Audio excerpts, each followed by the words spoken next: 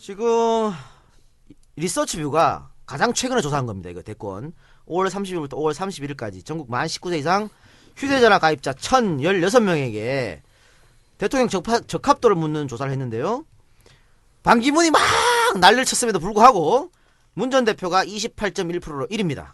그리고 반기문 총장이 24.1%로 2위. 아, 그래요? 안철수 대표가 13.2%로 3위. 이렇게 지금 달리고 있습니다. 그 뒤로는 이제 박원순 시장이 8.2%. 정청래는 없습니까 거기? 아이씨. 없네요. 안타깝게. 없어요? 예, 네. 없습니다. 아마 없으면 기타에 들어갔을 거예요. 기타에 들어가라. 근데 나를 왜 안 없음보다 녹화하는 낫다. 거지? 그러게 말이에요. 자, 어쨌든 반 총장이 이렇게 언론에 화제가 됐으면 추호 불구하고 선생도 없죠? 없습니다. 없어요? 예, 아, 예. 그럼 나랑 같은 급이네. 예. 기타, 무응답이. 기타나 없음에 들어갔을 네. 거예요. 문 대표가 4% 정도를 앞서고 있다는 거. 이거 참 의미한 바가 크다고 보는데, 지난주에 좀 화제가 됐던 게 반기문 총장과 문재인 전 대표가 같은 시기에 경북 안동을 방문했습니다. 뭐 이유나 뭐 이런 게 있겠지만 이 작가의 마음을 잡으려고 그랬던 거야? 그런 것 같아요. 네. 이야, 참. 문 대표 치밀한 계획이네. 가실 때 저한테 연락했으면 제가 수행을 해드렸을 텐데. 이 작가 고향 방문. 그러게 말입니다. 자, 그래서 많이 궁금하실 것 같아요. 누구를 더 환영해 줬는지, 뭐 이런 것들, 또 가서 어떤 사람을 만났는지 궁금하실 것 같아갖고, 직접, 안동 MBC의 이정희 기자를 연결해서 들어보는 시간을 갖도록 하겠습니다. 네, 안동 MBC의 이정희 기자, 나와 계십니까? 네, 안녕하십니까. 네, 안녕하십니까. 정청래입니다. 아유, 안녕하십니까. 혹시 저를 알고 계시나요? 당연히 알고 있습니다. 아마 저 SNS 친구로 돼 있지 싶습니다. 박주민 의원은 설마 모르겠죠? 아, 알고 있습니다. 그래, 아주 스타 국회의원. 스타 국회의원. 네. 손혜원 의원도 나와 계세요? 네, 안녕하십니까. 안녕하세요. 네. 이정희 기자님. 네네. 뭐, 우리 세 분, 손혜원, 뭐, 박주민, 정청래 이렇게 돌아가면서 안동 MBC 특강 한번 초청해줘요. 그 손혜원 의원이랑 박주민 의원은 그 돈 안 줘도 되는데 정청래 의원은 꼭 줘야 됩니다. 특강료. 아, 뭐, 자유롭게 좀 할 수 있었으면 좋겠습니다. 아이고. 그, 이게 사실은 무슨 말인지 다들 아시죠? 자유롭게 할 수 있으면 좋겠다. 좀 자유롭게 못한다는 얘기잖아요. 못하죠. 특히 참. 정청래를 부를 수는 없지, MBC에서. 알고 있어요. 뭐, 통상 정치인들은 이 상황에서 이렇게 얘기를 하더라고요. 좀 확대 해석을 하지 말아달라. 저는요, 17대 초선 때, 문광위에 있었어요. 네. 그리고 MBC는 간접 비공개 국정감사를 합니다. 네. 네. 그거 알고 계시죠? 네, 저희 뭐, 신경을 굉장히 많이 쓰죠. 네, 그렇습니다. 근데 이정희 기자가 주도해서 초청해서 이재명 시장은 한번 갔다 와서 크게 그랬어요? 수상리 했어요. 아, 저분이 훌륭한 기자네. 그 사실만으로도.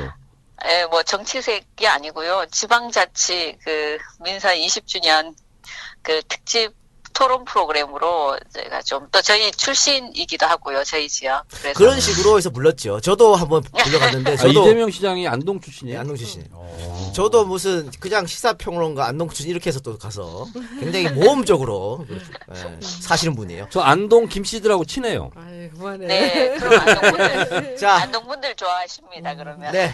오늘 사실 그 이정 기자 전화를 한 거는요. 지난주에 문 대표랑 반 총장이 안동을 방문했지 않습니까? 네. 거기에 대해서 한번 여쭙고 싶어요. 네네. 그 두 분이 왜 하고 많은 도시 중에서 안동을 방문했다고 생각하세요? 그러니까요. 저 반기문 총장은 사실 그 전에 조금 예고가 있었고요. 문재인 전 대표 같은 경우에는 뭐 그 경북을 한번 방문해 달라라는 요청이 이 더민주당 도당 차원에서 좀 요청이 계속 있어 왔었던 건 알고 있는데 그 장소가 안동이었다는 거는 좀 눈여겨볼 만한 좀 공교로운 일정과 장소였었습니다. 근데 두 분이 안동에 방문해서 만난 사람이 조금 다르다 그런 것 같은데 그 어떤 얘기예요? 네. 굉장히 조금 차이가 있는데요. 여기 색깔이 굉장히 선명한 것 같습니다. 네. 먼저 문 대표가 27일 날 금요일이죠. 지난달 27일 금요일 날 방문을 했었고 이틀 뒤에 반기문 총장이 29일 일요일 이틀 뒤에 방문을 했는데요. 문 대표 같은 경우에는 민생 행보의 일환. 그래서 이제 그 경북 도당에서 제가 좀 전에 요청을 했다고 말씀드리지 않았습니까? 네. 도당에서 이제 경북 지역이 뭐 아시다시피 그 새누리 13석 전석 경북을 새누리가 가져다 보니까 이 민주당은 출마자들이 모두 낙선을 했어요. 그래서 도당에서 좀 위로를 해달라 와서 이렇게 네. 요청이 있었고요. 반 총장 같은 경우에는 사실 UN NGO 컨퍼런스라고 이게 유엔에서 굉장히 큰 행사인데 이게 이미 경주에서 잡혀 있었습니다. 네. 그래서 경주에 잡혀 있었는데 이 경북도지사가 반 총장에게 벌써 한두 달 전부터 이제 경주 가는 길에 안동 이 신청사 경북도청 신청사를 좀 들려달라 이런 요청을 계속 해왔었습니다. 반 총장 같은 경우는 경북도청 들리고 하면서 소위 말하는 안동에 있는 그 지역 유지 네네. 뭐 지도자 하면 좀 이상하지만 하여튼 그런 분들을 만났고 문 대표는 그 자기 지지자들 뭐 서민들 이렇게 많이 만났다고 하던데요. 뭐 선물도 좀 많이 받고. 예, 예. 그러니까 뭐 반 총장 같은 경우에는 이제 권력층들, 정치인들 유력 인사. 주로 예. 예 많이 만났죠. 그래서 뭐 하회마을이나 뭐 온 곳이 하회마을하고 신청사인데 여기에 이제 참석하신 분들 보시면. 뭐 언론에 다 나왔듯이 종손이나 이제 마을분들은 뭐 기본적으로 그 지역에 이제 마을의 주인들이니까 계셨고 뭐 김관용 지사, 경북지사 부부 그리고 김광림 지금 새누리 정책위 의장이죠. 뭐 안동 출신 국회의원이십니다. 그리고 뭐 권영사 안동시장 그리고 지방의회 의장들이 다 출동을 했었고요.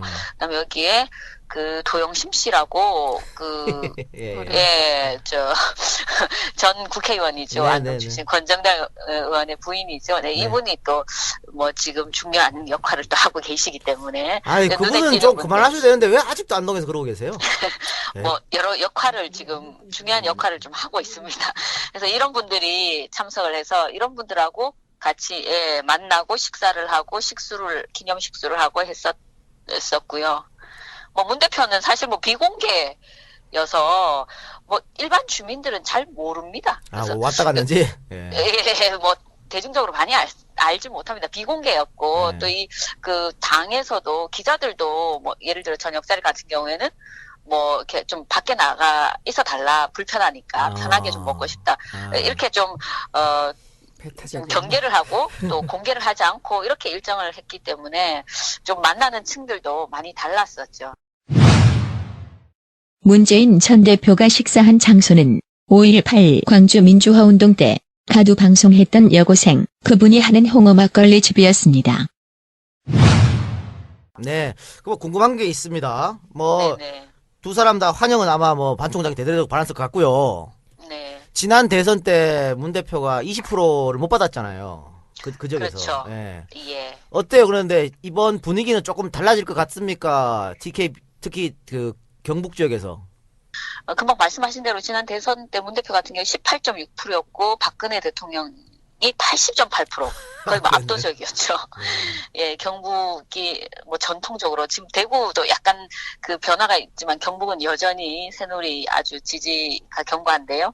그런데 이번에 이제 4.13 국회의원 선거 지지율을 한번 살펴보면 약간의 이제 대답이 대체가 될지 모르겠습니다만은 이번에 더불어민주당이 12.8% 정의당 5.2% 합쳐서 18%고요. 국민의당까지 합하면 야 3당이 32.9% 받았습니다. 이거 굉장히 좀 높은 수치입니다. 경북에서. 이제까지 없었던.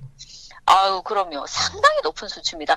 근데 이게 4년 전 국회의원 선거 야 3당 받은 비율이 21%였거든요. 그러니까 무려 이쪽 경북에서 11%포인트 높아졌거든요. 그래서 이게 다 문 대표 지지로 보기는 좀 무리가 있지만 반새누리 정서가 경북도 이 철옹성 같은 경북도 상당히 높아졌다. 이렇게 해석을 할 수 있을 것 같고요. 뭐 그 근거로 새누리당 득표율을 보면은 이번에 58%였는데 지난번에는 70%에 육박했었거든요. 그러니까 상당히 상대적으로 떨어진 거거든요.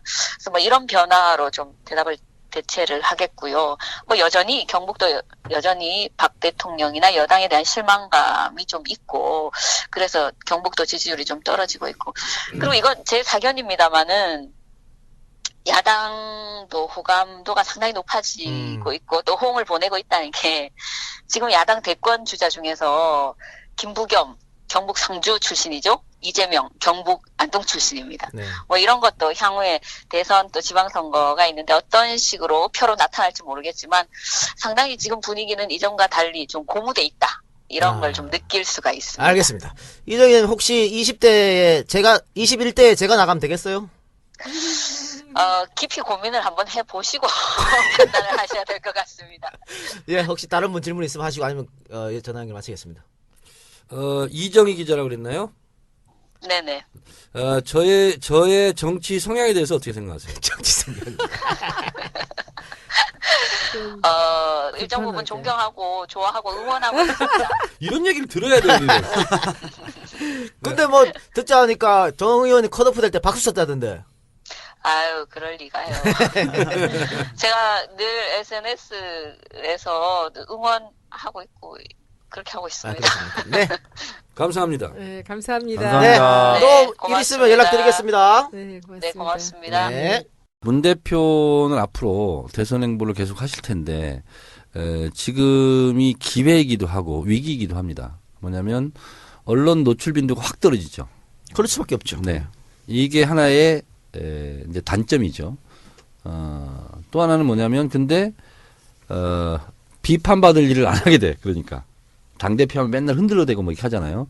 그거는 기회 요인이죠. 그래서 이거를 어떻게 여하이 적절하게 안배를 잘해야 돼요. 이거 할 것인가 이런 거고요. 그리고 이제 어떤 분들이 저한테 그런 얘기도 하더라고요. 문 대표가 국내에서 계속 있는 것보다는 잠깐 해외에 가서 뭔가 특화된 걸 하나 배워오는 게 좋지 않겠냐? 아니면 그게 이미지가 없다며요?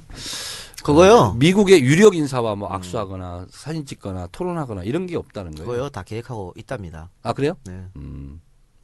캠프에 있어요? 정 의원이 원내잖아요. 네. 웃음 저. 제가 더 잘 알아요. 예. 저기 정청래 의원님은 안 만나보셨어요, 문 대표님? 저요? 음. 최근 왜 만나야 되죠? 그래도 전화는 아니, 이제- 많이 하셨죠? 네. 음. 근데 한 번 전화했는데 못 받았어요. 근데 그 다음에 전화 안 하셨어요? 한번 가보시죠. 어디로요? 만나지? 양산이라도 가서. 우리 양산 쓰고 양산에 갈까? 아, 됐어. 햇빛이 쨍쨍 내리쬐는데 같이 갈래요? 양산 가면 밥은 주나요? 우리 가서 저 바베큐 파티 한번 합시다. 그럴까요? 아, 그러면 바베큐 파티 좋잖아. 우리 정알바를 거기 가서 한번 녹음하는 거 어때? 좋네요. 양산에 가서. 그분들이 반대할 것 같은데. 아, 그럴 수 아니, 있겠네. 문 대표 우리 생각만 하고 있어. 를 잠깐 카메오로 출연할 수 있고 내가 뭐든지 카메오로 출연하려고 얼굴을 지금 까맣게 태우고 있잖아. 그만 좀. 그런 아직 거 그- 하지 말란 말이야. 그런 거지. 어쨌든 예. 그래서 문 대표를 잠깐 카메오로 하고 양산에 어디 빌려가지고 거기 뭐 공개 뭐 녹음 이렇게 하면 되잖아. 네, 그것도 좋죠. 응? 네, 그것도 좋습니다. 추진해 보겠습니다. 추진해 이분이 더 저희보다 훨씬 더 가까운 분 같아요. 대신 연락처 해주세요. 네, 알겠습니다. 해주세요. 그 좋은데 그 마당에서 여름밤에. 괜찮죠. 예. 네. 사진- 아니 그러니까 낮에는 그 양산이나 좀 도시 가서 콘서트 하고 밤에 우리 근데 이제 우리 바베큐 정치 했잖아. 알바의 정치적 입장은 중립이잖아. 그래서 그렇네요. 양산에 가서 산다고 해서 문 대표를 중립 지지하는 같은 것은 소리 하고 아니다. 네. 중립 같은 소리 하고 계시네 진짜. 그래서 우리는 그것을 분명히 한다. 현역 국회의원 네. 둘 내놓고서 무슨 중립 같은 소리 하고 있어 진짜. 아니 당 내에서. 당 내에서. 네. 박원순 시장도 우리 정알바에 나올 수 있잖아요. 당연하지. 안희정 지사도 올 수 있고. 정치 알바라 그래 왜 정알바라 그래요? 아 이상해요. 정치 알바, 진짜 정치 알바 알바? 같아서. 네, 알겠습니다. 안 정치 돼. 알바.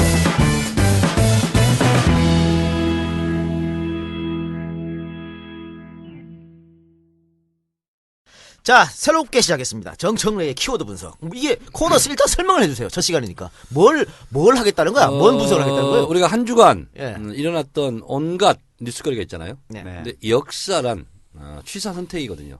로 머티리얼 많은 일들이 벌어져요. 그러나 이것을 어떻게 취사 선택하느냐. 그 취사 선택된 것을 연결해내는 것이 역사거든요. 그래서 이 역사는 이 역사적 관점, 사관 이런 게 중요한 거거든요. 근데 우리 대한민국에서도 일주일 동안 역사가 많이 벌어집니다. 그럼요. 매일매일. 그런데 의미 있는 역사냐, 의미 없는 역사냐가 없어요. 다 그 현상들은 다 의미가 있어요. 네. 그러나 중요도는 차이가 있죠. 그렇죠. 그래서 그걸 분석하겠다. 그렇습니다. 제가 듣기로는 하루에 2개씩 하겠다. 맞습니까? 욕심 같아서는 매일 2개씩 하고 싶어요. 근데 이제 우리가 방송을 일주일에 한 번밖에 못 하니까 거기서 엄선해서 2개만? 2개, 3 3개를 뽑았는데 우리 PD한테 하나는 킬당했어요. 잘렸죠. 네, 잘렸어요. 그런데 방송이 나갈 때 네. 제가 편집하면서 또 한 개 잘릴지 몰라요. 네. 일단 두 개를 하는데. 그래서 원래 후보는 뭐였냐면 전당대회, 좋다. 개원협상, 네. 세 번째가 잘린 거야. 네. 정청래 백수인생. 네. 잘릴만 하네요. 이게 잘렸어 이게 키워드. 나로서는 굉장히 중요한 키워드야. 잘릴만 했어. 네, 잘렸어. 자. 근데 뭐 원한은 없어요. 그러면 첫 번째 키워드 뭘 갖고 오셨어요? 첫 번째 전당대회. 전당대회. 더불어민주당의 전당대회 8월 27일 날 하기로 했습니다. 확정됐습니까? 네. 8월 말 이런 네. 얘기 있었는데 확정. 전당대회에 대한 한 줄 카피. 네. 전당대회를 잘 치러야 정권 교체한다. 그래서 중요한 겁니다, 이게. 더군다나 우리가 제1당이 됐죠. 그래서 전당대회를 위한 전당대회 준비위원회가 발족했지 않습니까? 네. 여기에 소위 말하는 친노 친문 인사가 한 명도 없다. 네. 그런 지적이 있던데 그건 무슨 이야기죠? 그건 사실이죠. 사실입니까? 네. 그럼 이걸 뭘 뜻합니까 이게? 전당대회 준비위원회는 당헌에 규정하고 있습니다. 전당대회가 있으면 항상 전당대회 준비위원회를 구성해서 전당대회 전반을 여기서 책임지거든요. 근데 제일 중요한 것은 룰 세팅이죠. 이 전당대회 준비위원회 줄여서 전준위에서 특정 후보에게 유리한 룰을 만들 수도 있고 특정 후보에게 불리한 룰을 만들 수도 있는 거죠. 그러면 친노 친문이 빠졌다는 것은 문 대표한테 상당히 불리할 수도 있겠네요. 네. 나중에. 그렇습니다. 그러니까 이제 문 대표는 나가지 않죠. 그렇지 나가지 않죠. 거기서 말씀하신 룰이 네. 당대표를 뽑는 룰이 아니라 당대표를 뽑는 룰이죠. 당대표. 당대표가 누가 되냐에 따라 또 그렇습니다. 대선 네. 후보가 이제 또 근데 제가 여기서 질문 하나 돌발 질문. 친노 친문은 빼고 다른 파들은 자기들끼리 다 들어가 있잖아 거기. 네. 그거 굉장히 불합리한 거 아닌가? 근데 이상하게 친노 친문 내지는 뭐 저는 뭐 그 용어를 좋아하지는 않지만 어쨌든 그 세력들이 들어가는 것은 너무나 당연한 거고 문제제기를 안 해요. 근데 문재인 대표 쪽이랑 좀 가까운 사람들이 들어가면 와글와글 해요. 제가 재밌는 얘기 하나 드릴까요? 거기에 홍보위원회가 있대요. 전당대회 준비위원회. 네, 근데 딴 사람 들어갔잖아. 근데 뭐 별일이 다 있어요. 정당 하다 보면 그렇군요. 낯선 충격적인 현상은 매일매일 지속됩니다. 그리고 우째 이런 일이 이런 게 있는데요. 어쨌든 전당대회를 하게 되는데 전당대회 준비위원회를 제가 말씀드리겠습니다. 전당대회 준비위원회는 당대표를 지금처럼 뽑을 것인지 최고위원이랑 같이 뽑을 것인지 최고위원을 지금 혁신한 대로 안 뽑을 것인지 이런 것을 다 결정합니다. 굉장히 중요한 거죠. 그리고 전당대회 준비위원회에서 바꿀 당원이 있으면 그 전당대회 의제로 올립니다. 그런데 그 체육관에서 EJ하고 토론할 수가 없어요. 전당대회 장에 올라가는 안건은 대부분 박수 통과입니다. 그리고 만장일치 통과라고 얘기해요. 그래서 중요한 당헌이 전당대회 준비위원회를 통해서 바뀔 수가 있습니다. 그러니까 당원 당규대로 뽑는다는 게 룰로 정해져 있지 않습니까? 그거를 확 바꿀 수 있단 말이죠. 바꿀 수 있죠. 그러면서 그러면서 전준이 자기들끼리만 바꿀 수가 있어요? 그렇습니다. 그러면서 그 바뀐 것을 이렇게 바꾼데 당원 위반이잖아요. 그러면 그 당원을 전당대회에 올립니다. 그렇게 되고요. 그래서 전당대회 준비위원회에서 예를 들면 이런 거죠. 문재인 대표는 나가지 않습니다. 그리고 대권 당권 분리되게 돼 있어요. 그래서 대선에 나갈 사람들은 안 나갑니다. 예. 그래서 대선을 관리할 당대표인 거죠. 그렇죠. 아주 중요하죠. 아주 중요한 거죠.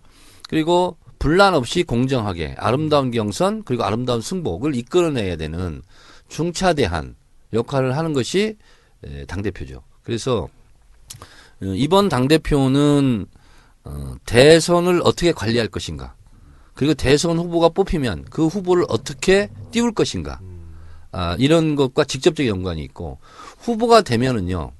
후보가 되면 당 대표의 권한에 준하는 그런 권한을 줍니다. 그렇겠죠. 사실상 당 대표가 되는데 그러기 전까지 당 대표의 역할은 대단히 중요하고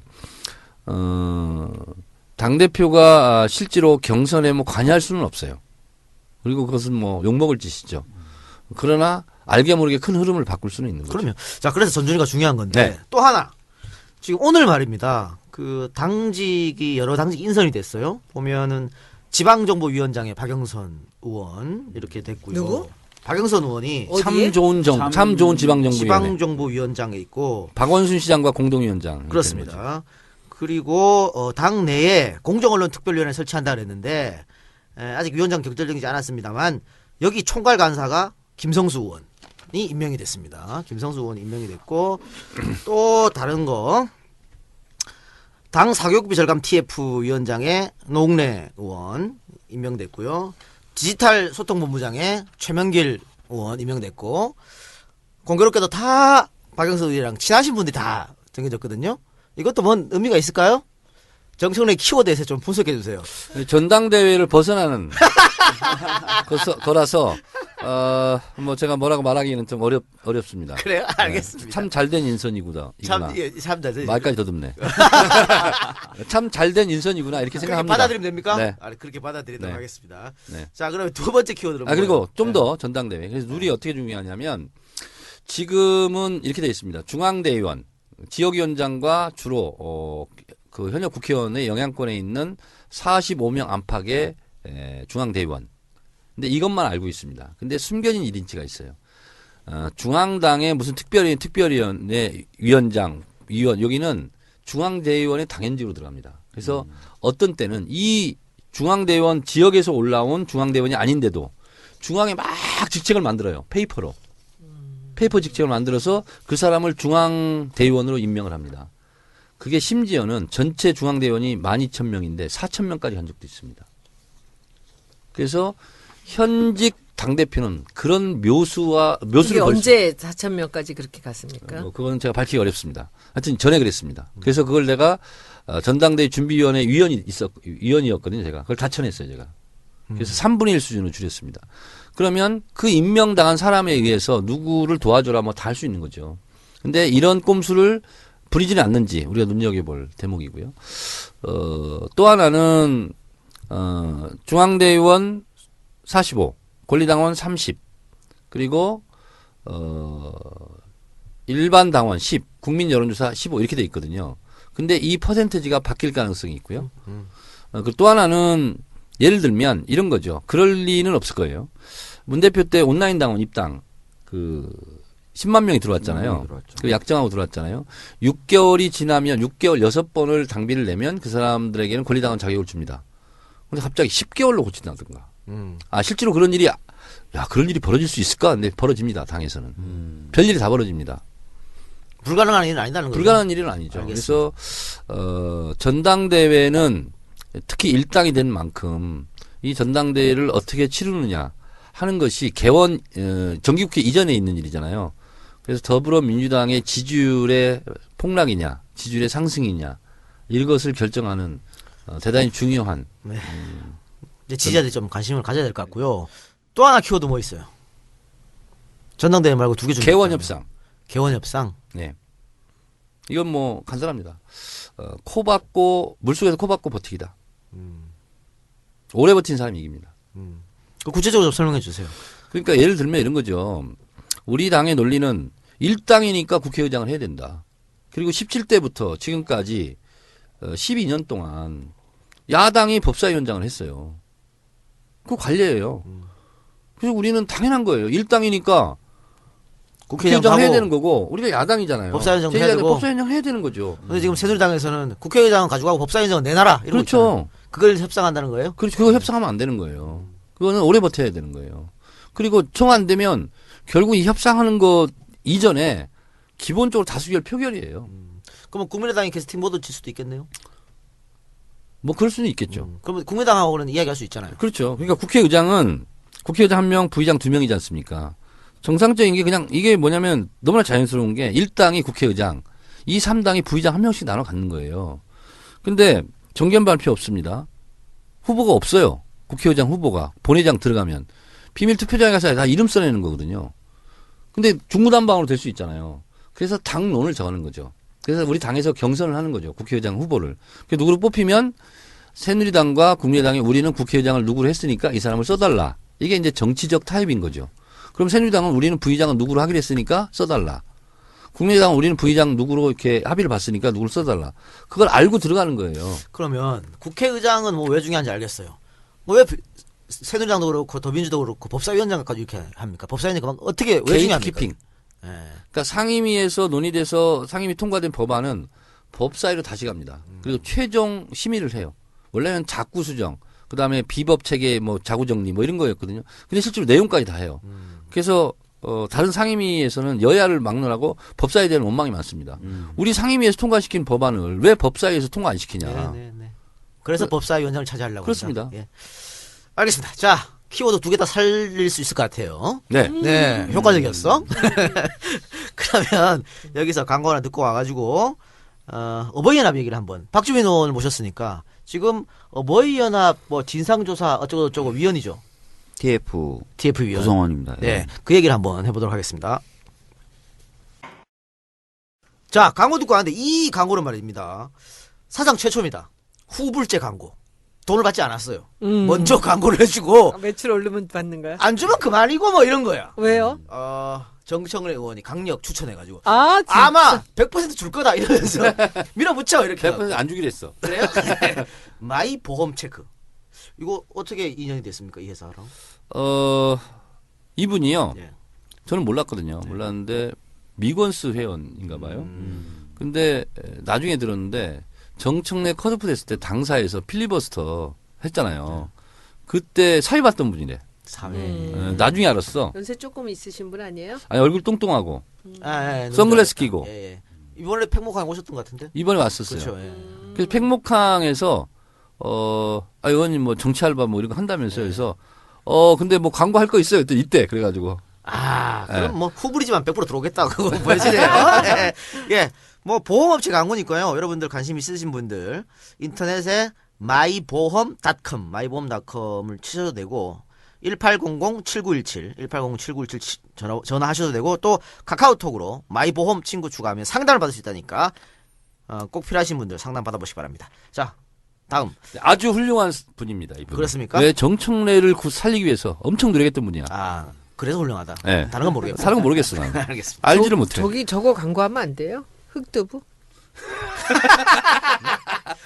아니 그러면 할 때가 많아요. 그러면 네. 광개토도 해야 돼. 생맥주집. 아니 흑두부를 해서 그 텃밭도 있고 그러니까 거기 흑두부 맛있잖아요. 맛있어요. 그것도 사람 넓고. 흑도 맛있어. 흑도 네. 맛있고 그 사람도 너무 좋아해 정청래를. 그러니까 광고를 해서 예. 어떨까요? 근데 거기는 광고가 안 해도 잘 돼요. 아이, 늘 사람이 복작복작거려. 진짜 잘 돼. 예. 예, 알겠습니다. 자, 서운흥의 흑두부, 달맞이 알았어. 흑두부. 하지마! 광고되지! 돈 한번 내주지 말아요. 자, 박주민 의원님. 더불어민주당이 정경련을 방문했었죠? 이건 네, 좀 지난 이야기입니다. 5월 19일 날. 그렇죠? 항의 방문이죠. 네. 정경련에서 뭐라 그러던가요? 사실은 이제 그날 방문했을 때 뭐 여러 매체에서 보도됐지만 그 들어가는 양쪽 그 복도의 양쪽 벽에 참 꽤 아름다운 봉사 장면이나 이런 사진들이 게재가 돼 있었고, 뭐 노무현 대통령 예, 사진도 있었고, 그 다음에 딱 자리에 앉으니까 이제 정경련 홍보 책자가 쫙 놓여져 있었는데, 홍보 책자도 열어보면 정말 다 봉사하는 그런 게 있었고, 또 정경련 그 당시 제가 지금 부회장으로 기억하는데 그분이 굉장히 늦게 들어오는 거예요. 헐레벌떡 들어오더니, 오늘 뭐 안산 갔다 왔다고 이러면서, 세월호 문제에 굉장히 관심이 많은데, 이렇게 저렇게 좀 미루다 오늘 갔다 오게 됐다고, 오늘 굉장히 뭐, 어디 오보이연합이에요? 정경련. 종경련? 예. 왜 이래? 뭔가 그래서- 잘못을 했어. 네. 그래서 지금 왜냐하면 아시다시피 어버이연합이 세월호 반대 집회를 많이 했었고, 그렇죠. 뭐 그 무렵쯤에 이제 뭐 지원이 됐었다 뭐 이런 얘기가 계속 나오잖아요. 그러니까 이제 자기네들은 그런 것과 전혀 반대 성향을 갖고 있다는 걸 보여주고 보여주기 싶었나 봐요. 근데 정경련에서 어버이연합으로 돈 간 거는 정경련 측에서 인정한 거죠, 그거는. 그러니까 이제 묵묵부답이지 아직까지. 뭐 이제 베델 성교복지재단 네. 이라고 하는 그쪽 쪽에 이제 돈이 들어가는 등 돈이 이제 나간 것에 대해서는 인정하고 있고, 어버이연합 뭐 돈 인정하죠. 그러니까 근데 이제 이런 것을 알고 줬느냐 모르고 줬느냐, 또는 뭐 안 후에도 계속 줬느냐, 이런 부분들이 다 이제 약간 대답을 안 하고 있는 거죠. 예. 그 수사가 제대로 안 된다는 얘기가 있던데 어떻게 생각하세요? 그러니까 사실 지금 고소고발이 이루어진 뒤 한 달이 넘도록 제대로 조사가 안 이루어지고 있다는 얘기가 많이 들리고 있고요. 특히 정경련 저희가 방문했을 때 물어봤어요. 검찰에서 뭐 연락 온 게 있냐? 전화도 온 게 없다 이렇게 얘기를 하더라고요. 예. 수사가 이렇게 위헌적인 이유는 뭐라고 보십니까?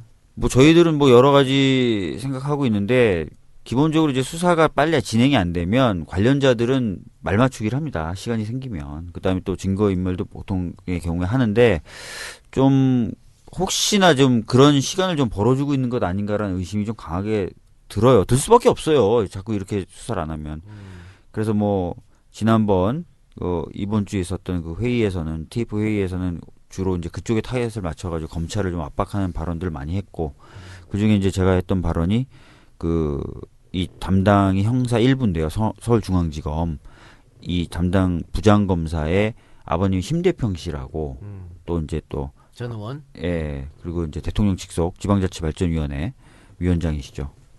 그분 아들이 지금 담당 검사예요? 담당 부장입니다. 담당 부장이에요? 예, 그래서 혹시 뭐 이런 특수관계가 영향 미치는 것 아니냐 이런 뭐 의혹도 있다.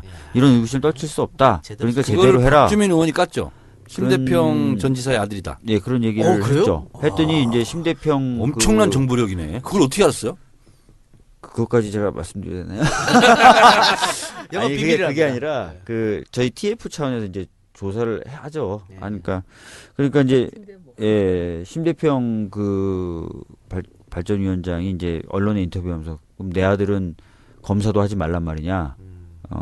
후진적 발상이다라고 제 발언에 대해서 이제 얘기했죠. 근데 저는 검사를 하지 말라고 한 적이 지금 없고. 검찰에서 수사를 안 하고 있는 게 후진적 발상이지. 예, 저는 검사를 하지 말라는 말을 한 적이 없고 하려면 제대로 해라라는 말을 한 건데. 예. 그럼 앞으로 계획은 어때요, TF팀? TF팀에서는 이제 몇 가지 이제 추가적인 조사들을 계속 벌이기로 했어요. 그러니까 정경련 쪽에서 이제 아마 자금을 지원했었던 또는 했었던 보수 우익 단체가 어버이연합만 있지는 않을 거거든요. 그래서 그런 쪽을 좀 더 조사하기로 했고 아무래도 검찰을 계속 압박을 해야 되는 상황이어서요. 그런 측면에 맞춰서 여러 가지 좀 조사를 하기로 하고 있습니다. 네. 일단 네. 검찰청 항의 방문 그런 거 다녀야 돼. 네. 그러니까 이제 네. 당선인 신분이 아니니까 네. 의원 신분이니까 충분히 갈 수 있어요. 예, 예. 가서 보통 가면 대검에 차장이 만나줄 거예요. 네. 네. 다녀오세요. 자, 손혜원 의원이 한 10여 분간 대답을 안 하고 입을 꼭 다물고 계셨는데 깜짝 놀랄 질문을 한번 드리겠습니다. 언론 보도를 보니까 더불어민주당 김종인 대표가 대권에 나갈 생각이 확고한 것 같은데 어떻게 생각하세요? 그런 눈치가 보입니까? 아니면 언론에서 과장 보도를 하고 있는 겁니까? 저는 잘 모르죠. 모르겠습니까? 모르겠지만 언론에서 그렇게 생각할 만한 여러 가지 행보들이 좀 있죠. 저도 그런 생각이 간혹 들긴 하는데 제가 옛날에 간혹이 한번 아니라 자주 들지. 제가 솔직히 얘기하면. 물었었어요. 어. 저도 좀 깜짝 놀랄 얘기 하나 할게요. 좋았습니다. 제가 김 대표님을 온전하게 믿었던 결정적인 것이 있었어요. 지난번 2012년 대통령 선거 날 밤에 10시 45분에 김 대표님이 저한테 전화 걸으셨어요. 그래서 문 대표한테 얘기해다. 전해라. 근데 그 전에 한번 만나신 적이 있었거든요. 전해라. 1460만 표를 찍어준 국민들을 실망하게 해서는 안 된다. 그게 아무나 받을 수 있는 표가 아니다. 그리고 반드시 지금 그 1460만 표를 기억하고 그리고 다음 선거에 그 플러스 알파를 이제 기대하고 그 시간을 견뎌야만 된다. 이렇게 저한테 전화해 주셨어요. 10시 45분에. 대선 결과가 나오자마자. 나오자마자. 네, 오케이. 그래서 제가 그때 되게 감동했어요. 그래서 제가 그 문 대표님이나 그 와이프한테 그땐 전화할 수 있는 상황이 아니잖아요. 그래서 제가 문자를 보냈어요. 그 와이프한테 1460만 표를 찍어준 사람들을 실망하지 않게 해라.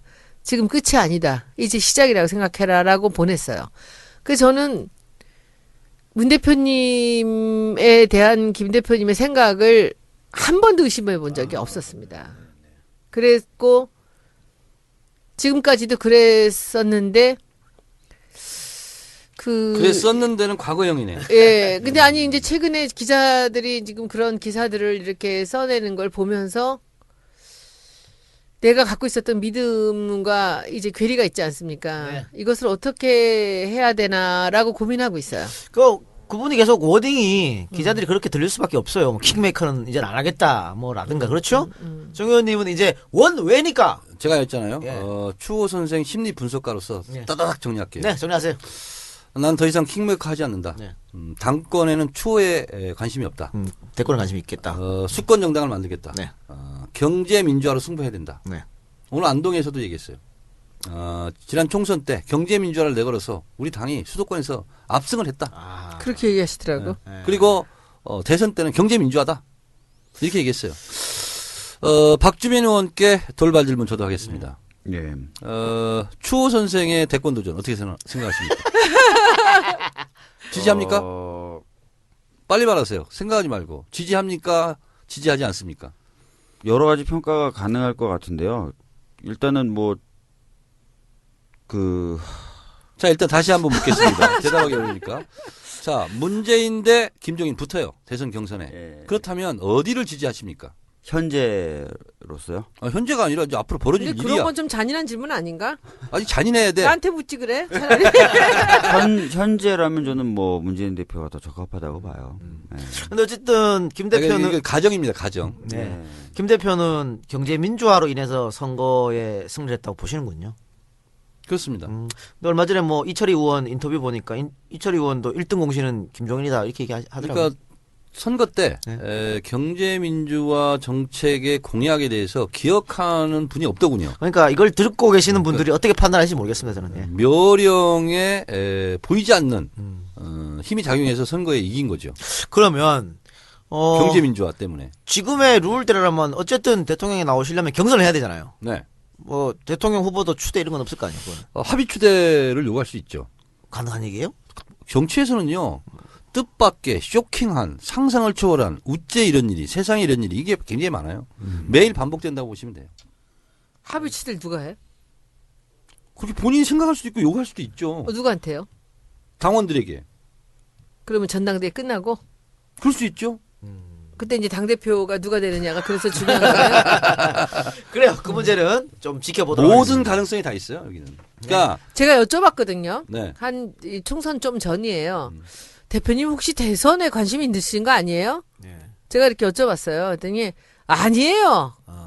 그러면서 웃으셨는데 제가 아주 중요한 거 말씀 하나만 드릴게요. 저는 김 대표님 뭐 좋아하고 문 대표님도 좋아하고 저도 그분 좋아해요. 그러지 마세요. 두 분 사이에 있는 사람으로서 저는 굉장히 냉정하게 봐요. 대통령은요, 대중적인 지지도가 있어야 됩니다. 마지막에 대통령은요, 대중이 뽑는 거예요. 대의원도 아니고 당원도 아닙니다. 그렇죠. 대중적인 지지도를 그래서 그렇게 지금 조사를 하고 하는 거거든요. 근데 김 대표님은 경제민주화에서는 중요한 역할을 하실 수 있는 분이지만 대중적인 지지도에서는 그분은 대통령 절대로 되실 수 없습니다.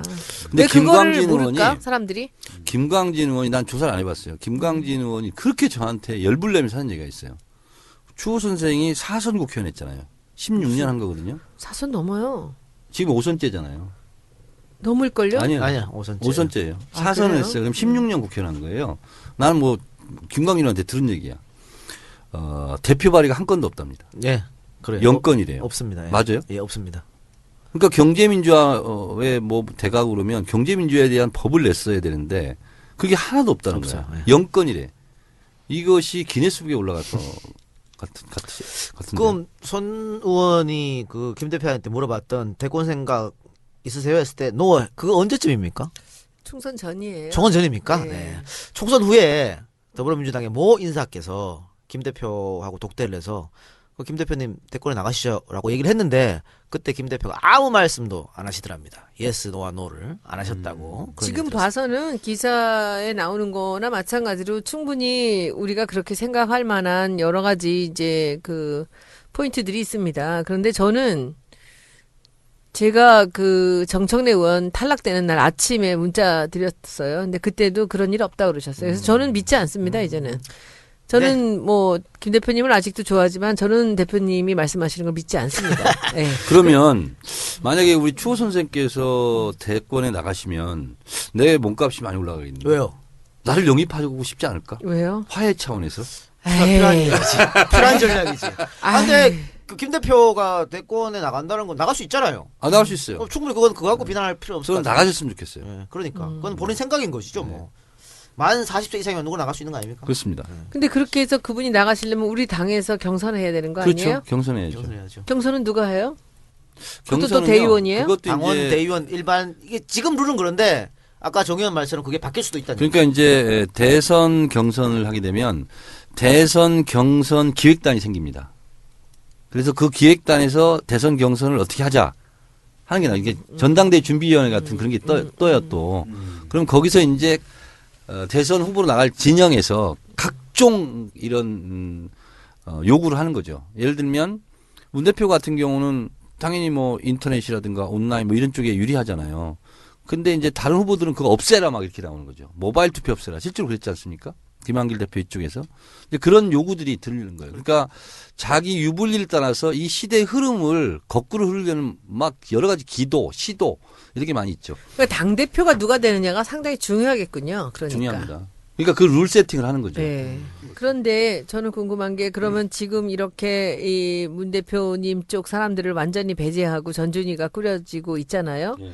그럼 이렇게 되면은 그 당 대표를 뽑는 룰에 대해서도 굉장히 불리하게 될 가능성이 있는 거 아닌가요?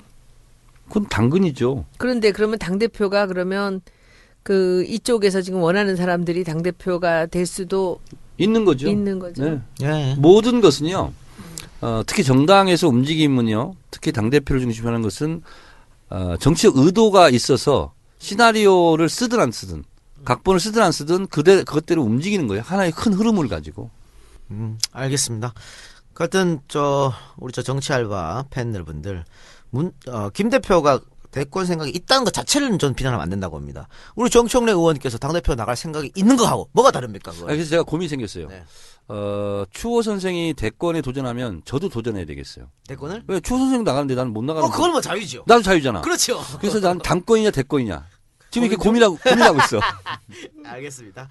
자, 그러면 박주민 의원은 두 개 다 지지하겠죠? 저를? 예? 손혜원 의원은 안 물어봐. 할 거니까. 네. 저는 박주민 의원이 처음 그때 우리 이 자리에 앉았어요. 그때도 그죠? 그때 뵀을 때 저런 사람이 국회의원이 됐으면 좋겠다 생각을 처음 봤어요, 했고 그때? 처음 봤어요. 그리고 그때 제가 박주민 의원을 보면서 떠올린 어떤 한 사람이 있었어요. 샌더스였어. 샌더스. 너무 아니야. 싫어진다. 이 나이에 시작하면요. 예. 지금 이 나이에 이런 톤으로 시작하면은 가능하다. 할수 있어요. 나 그래서 샌더스 책을 사서 봐야 되겠다. 아니야 그렇게 되려고 할 필요 하나도 없고 그냥 가면 그렇게 돼요. 자, 그래서 너무 좋아 나는. 그래서. 여기서 그럼 질문. 많은 분들이 박주민이 너무 늦게 뛰어들었고 그 지역에서 인지도도 그렇게 많지도 않고 해서 선거에 떨어질 거라는 예측을 많이 했거든요. 본인은 어떻게 내가 당선되리라고 생각하셨어요?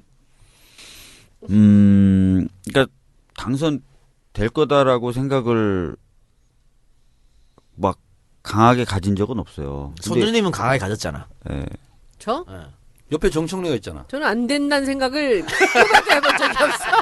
저기에 정청래가 그랬으면 없었잖아. 안 돼, 안 갔지 저는. 말씀 계속하세요. 예. 근데 사실은 이제 그 좀 많이 지쳐 있는 상태로 그치. 선거를 시작해 가지고요. 하루하루를 넘기는 것을 목적으로 살았던 것 같아요. 선거 운동 기간. 야, 젊은 사람이 왜 그래. 그러게 말입니다. 아이고. 하루살이 인생. 정 의원님은 박주민 당선 원인 이유 뭐라고 보세요?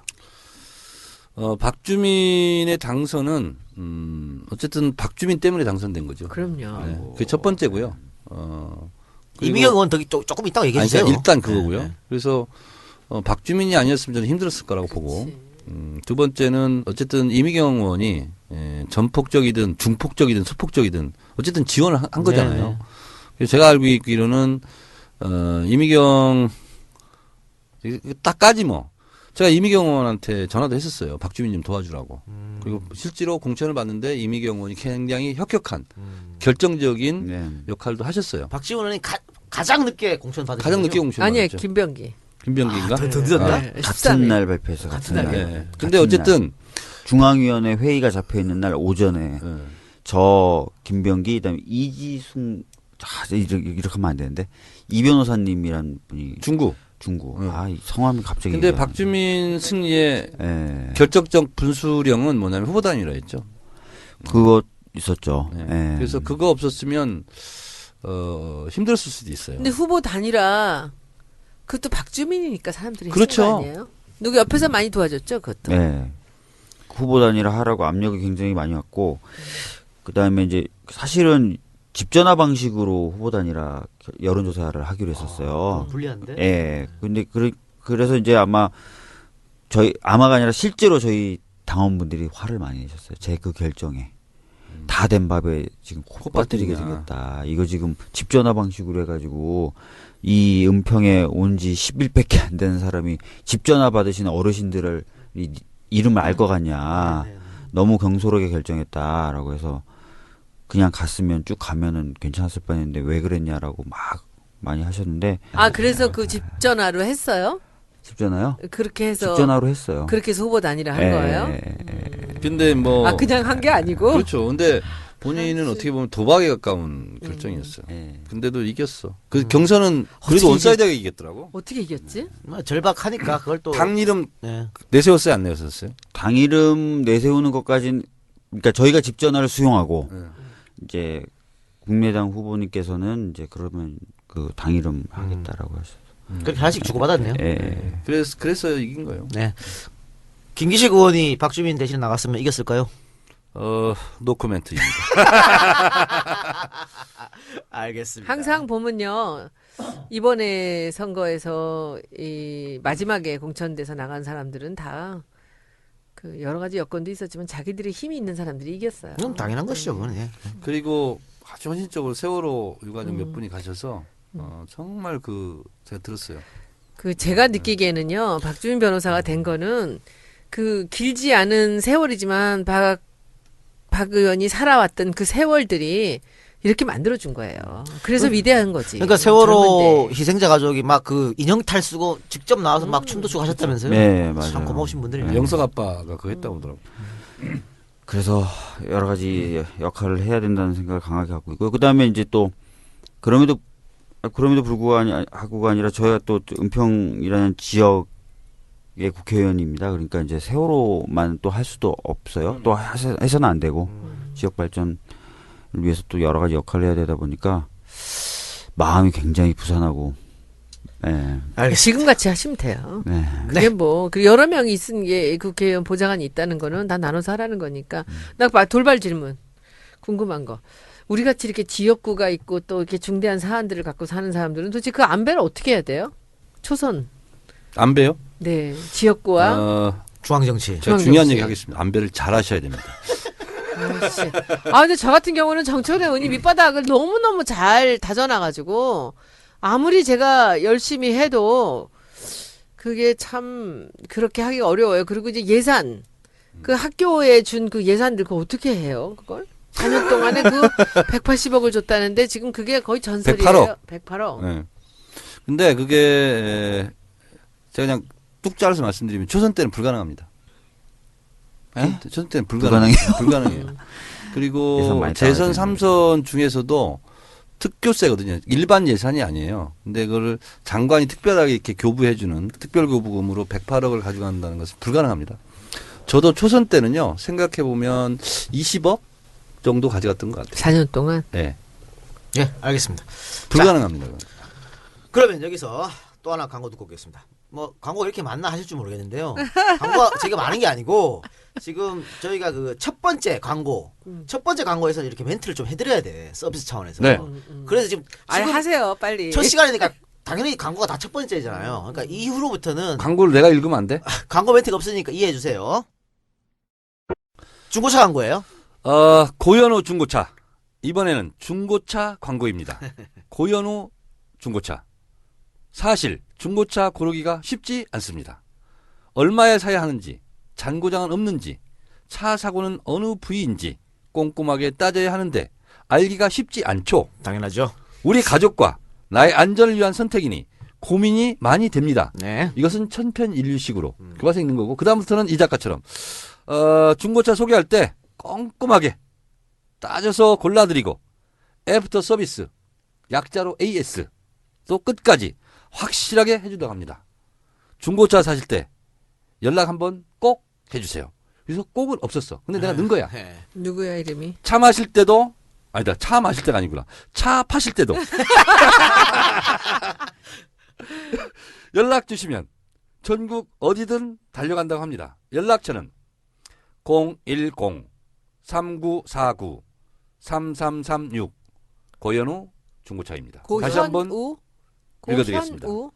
연락처는 010-3949-3336 고자 연자 우자 고현우 중고차입니다. 네, 알겠습니다. 아유, 저렇게 열심히 광고해 주는데 없을 거야. 없습니다. 고현우 중고차 기억해 주시고요. 킴스팜은 어떻게 됐어요? 킴스팜은 1년 계약했습니다. 오늘 광고. 안 해요? 오늘 안 합니다. 왜냐면 1년 계약했는데 한 달에 한 번씩 1년 계약했어요. 아. 그래 킴스팜은 한 달에 한 번씩 광고 나갑니다. 지난번에 팽목항 갔을 때 그분 오셨잖아요. 와서 우리 저 관객들한테 다 나눠줬죠. 근데 네. 제가 이 얘기 뭐 잘못했어. 나눠준 배, 배즙. 주스. 아 그거? 배즙을 아 주시는데 그게 그거였구나. 그거였어요. 난 안 먹겠다고 생각 안 디자인 너무 먹었는데. 좋아요. 제가 무슨 컨설팅 해준다는 그런 건방을 괜히 떨었어요. 디자인 너무 잘하셨어요. 그분이 직접 손희 원장 만나기 위해서 그거 들고 왔었거든요. 너무 잘하셨어요. 근데 제가 디자인 칭찬해줬어요. 너무 좋았어요? 예. 네, 알겠습니다. 광고 계속 하시는 분, 그리고 우리 이제 안가 10회 연속 방청을 개근하신 또 분은 일일 9 to 사용. 6 정청래 무료 1일 사용권 드리겠습니다. 나 싫어.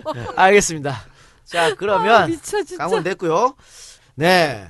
자, 이제 마칠 시간이 다 됐습니다. 어느덧 마칠 시간 됐는데 저는 개인적으로 저번 주 첫 번째 시간보다 훨씬 알차고 재밌는 내용이 가득가득 들었다고 봐요. 진짜? 예, 그래서 반응이 훨씬 좋을 것 같은데 두 분 오늘 방송 어떠셨어요? 근데 일부 때 세월호 얘기를 하면 우리가 유쾌할 수가 없잖아요. 네, 그렇죠. 근데 앞으로는 이 방송을 듣는 국민 여러분께 부탁드립니다. 이번에 팽목항에 살 때도 그 동수 아빠가 얘기했잖아요. 우리도 오랜만에 웃을 수 있어서 좋았다. 예, 좋았다고, 예. 그래서 그분들 얘기를 한다고 항상 엄숙해야 되는 건 아니에요. 그리고 항상 울어야 되는 것도 아니고 나도 지겹도록 울었거든. 근데 지금은 뭐냐면 유쾌하든 뭐 하든 간에 문제를 해결하는 게 중요한 거잖아. 그래 그분들에게 웃음을 돌려주는 거잖아요. 그래서 세월호 얘기할 때도 앞으로는 좀 유쾌하게 했으면 좋겠어요. 잊지 않기 위한 장치를 해야 돼요. 저는 그 부분을 굉장히 부담을 많이 갖고 있습니다. 그래서 당에서 조금만 좀 도와주면 우리가 테이프를 하든지 뭘 하든지 하면 저는 아주 이 세월호에 관련되는 일들을 왜곡되지 않고 잊혀지지 않게 만드는 일에 좀 도움이 됐으면 하고 생각합니다. 그리고 이 얘기가 이렇게 슬픔이라든지 그 팩트만 갖고 얘기할 게 아니라 따질 건 따지세요. 근데 이것을 이 전환시킬 필요가 있어요, 지금은. 그리고 이 사건으로 인해서 다른 이런 비슷한 류의 그 안전 불감증 사고가 일어나면 안 된다는 거를 우리가 여기서 배워가면서 가야지 늘 이걸 갖고서는 붙잡고서는 늘어지는 것 같이 사람들한테 보여지면 안 됩니다. 이건 이거고 잊지 말아야 된다는 것. 그거를 저는 할 생각이에요. 네, 근데 두 분 상임위 결정 언제 한대요? 원구성 합의가 끝나야 짠다고 그러면 말씀하시더라고요. 언제 갈지 모르는 상황이네. 부지기 하세월이구만 그것도. 박 의원님 어땠어요? 오늘 방송? 네, 오늘 굉장히 재밌었고요. 나중에 진짜 정청래 의원님에게 몇 가지는 좀 따로 좀 교육을 좀 받아야 될 것 같아요. 네. 아까 초등학생 초청한다는 것도 지역을 위해서도 굉장히 좋은 것 같아요. 그렇죠. 네. 우리 은평하고 합합시다. 그렇게 할까요? 마포랑 같이 네. 해가지고 보통 한 번 하면은 마포에서 몇 병이나 갔어요? 저는 13개 초등학교거든요. 근데 한 개 빼고 다 왔고요. 그리고 한 번 오는 게 아니고 온 엄마들이 가보니까 좋더라. 그리고 또 구전으로 전파를 해요. 그러면 이제 아이들이 너무 신기하고 재밌어 해요. 그럼요. 그리고 뉴스 시간에 애들이 텔레비를 보기 시작해요. 나 저기 갔었는데 이렇게 되는 거야. 아, 중학생들도 가도 괜찮을 것 같아요. 중학생. 그리고 네. 가면은 팔이 아프더라도 다 사인을 해주세요. 국회의원 정청래. 한 번에 몇 명 가요? 몇 명? 20명. 한 번에 20명? 그게 딱 좋아요. 그리고 버스를 한 대 딱 좋거든요. 20명, 엄마 20명. 아, 엄마랑. 예. 그러면 다른 거 할 필요 없고 그것만 4년간 열심히 해도 다음에 재선 성공. 근데 박주민 의원님, 우리가 오늘 이걸 같이 들었으니까 둘이 같이 하자고. 아, 좋아요. 그래서 네. 10명하고 10명 엄마, 10명하고 10명 해서 일주일에 한 번씩 해서 정할 밖에서 오신다 그랬으니까 우리가 강사로. 이분이 계셔야만 이게 그리고 돼. 내가 또 노하우를 하나 가르쳐 드리면 아침 8시 반부터 9시까지 아이들이 등교 시간이거든요. 그리고 녹색 어머니 엄마들이 와서 교통 신호를 해요. 교통 정리를. 근데 그것은 틈날 때마다 가세요. 아침 회의가 없을 때. 그래요. 예. 그러니까 지금도- 선거에 임박하고 가면 선거 때문에 온다고 그러는데 아마 지금 가면 무지하게 좋아할 거요. 가서 그럼 뭘 하나 옆에서 그냥 인사하면 돼. 아니 가장 네. 그러니까 뭐 인사하고 악수할 필요도 없고 가장 위험한 장소에 가서 그 녹색 깃발 들고 신호를 보내는 거예요. 건너라, 지금 멈춰라. 근데 그거를 배지는 떼고 갔어요. 배지 떼고 보좌관 대동하지 말고 저는 그렇게 다녔거든요. 아, 이런 구체적인 내용은요, 방송 끝나고 하세요. 이거 새누리당 사람이 들을 수도 있어. 아, 그런가? 그럼. 아, 편집해 주세요. 아니, 나 하나만 더 궁금한 게 또 있는데, 지금 제가 일주일에 한 번씩 이제 경로당. 노인정 가서, 경로당 가서 이제 밥을 먹으려고 그러고 학교를 가서 먹으려고 그래요. 근데 그 학교 갈 때 저랑 동행할 수 있어요? 학교요? 급식을 같이 하려고 그래, 그냥. 제가 가면 안 먹자. 되잖아요. 왜? 아니, 나는 국회의원이 아니잖아. 요새 모든 민원 다 받고 있다며. 아니, 저랑 같이 가서 학교 가서 같이 밥 먹으면 안 돼? 후원회장으로 그냥. 뭐 그래도 돼요. 그냥 한번 해줘요. 네, 네. 예. 그리고 한 가지 더. 음. 이건 새누리당이 뭐 알아도 못할 것 같아.